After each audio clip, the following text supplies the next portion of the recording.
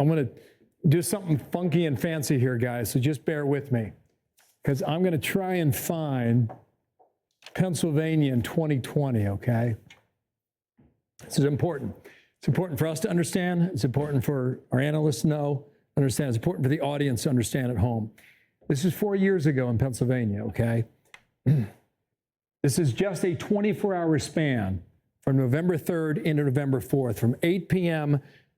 to 8 p.m. the following day. And the vote count that came in here, right, it's heavily blue, well over 70%.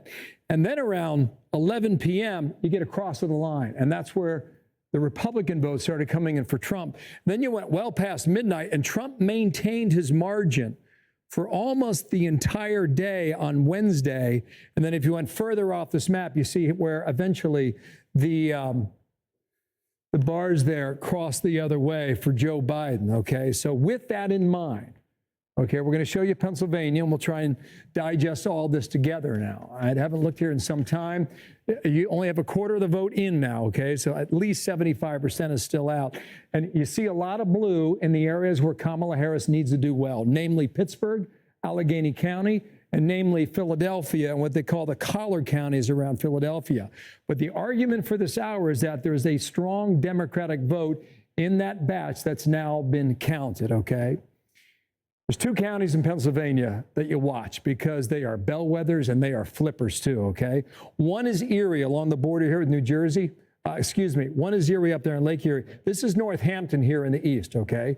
Northampton is one of these counties that flipped last time around, all right? Kamala Harris with a lead with 27% of the vote reporting there in Northampton. The other one is Erie that I mentioned a moment ago, okay? This is up on the lakefront here, all right? I don't know why we're getting 0% in, because there is some of this vote that may lend itself to some of the confusion with the early vote being tabulated from the mail. I don't know. I can't vouch for that. I'm not sure what's going on there.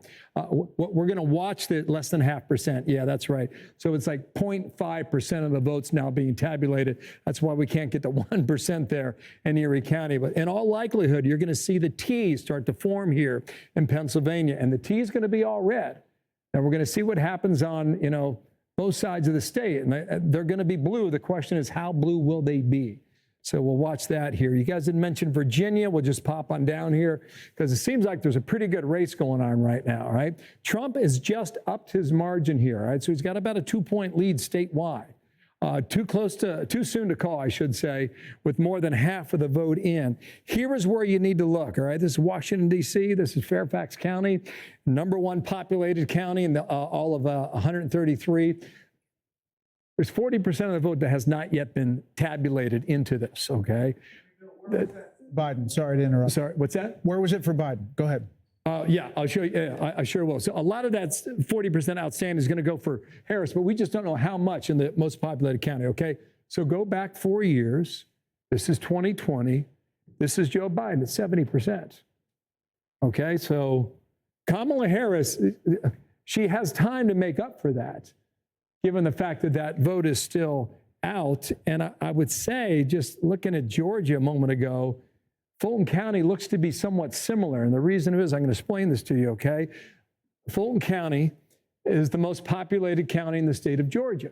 You're getting a lot of Democratic votes from out there, all right? She's up by 46 points, all right? Pretty good margin, by 202,000 raw votes, okay? So 4 years ago with Joe Biden, he won the county with 242. His margin on a percentage basis was a bit higher, about 2 points, but 242,000 in a state 4 years ago. Sorry, excuse me. I apologize. Let's go statewide here. In a state that was determined by 11,779. Let me go to my cheat sheet here, guys, all right? I'm going to do something that's a little ugly, but for the sake of the audience at home and for our knowledge too, this was Georgia in 2020. Wow, look at this. Okay, again, we've taken a 24-hour period from 4 years ago. Blue is the Democratic vote, obviously red is the Republican vote. And you see all this, at 7 o'clock, boy, it was all over the place, okay? And then in the 8 o'clock hour, Trump easily took a lead there. And then the margins started to close overnight around 3 a.m. The lines moved and they moved and they moved for several days until finally we reached that margin of 12,000 votes separating Biden from Trump in the Peach State. So But the difference would be that that was the COVID election, and that was a lot of mail-in vote, and that was not the same early vote for Republicans, right? Yeah, I would argue you're right about that in Georgia. I think the important thing to keep in mind is how states report it. Yeah. And Pennsylvania is a really good example here where you're going to get a heavy blue, some would argue mirage in the beginning, and we'll see whether or not that mirage is real throughout the night, and maybe even into tomorrow. Bill? Yes. Broadly speaking, there'll be some exceptions to this. Does it appear to you that she is underperforming Biden nearly everywhere? It's a great question, Britt. This is just anecdotal. I answered the best way I can. I've been poking around all over this map. I can find some good news for her by a point here, a point there. I can find a lot of good news for him, a point here and a point there. But it seems where the areas where she is gaining the most is where the votes are.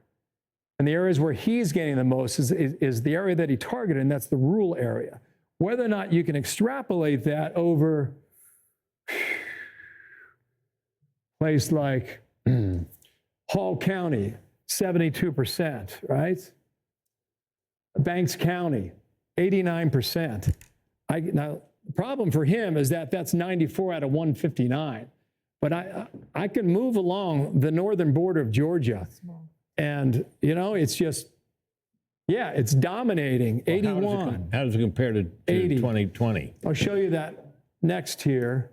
Just look at that. I mean, that's 86. Now, 2020, in the same counties, I'll go in reverse, all right? 84, still impressive, right? 81. And what is it now? 82 right now. So this is Fannin County. There's about 14,000 votes in that county alone. 14,000, okay? Now, if you take that and extrapolate over 159 counties, it can certainly add up. So to answer your question, Britt, 4 years ago, Fannin County was 82, and this year he's at 80. Still 25% of the votes still out, so he's got a chance to do a point or two better. But right now, he's not meeting the number that he hit in that rural county.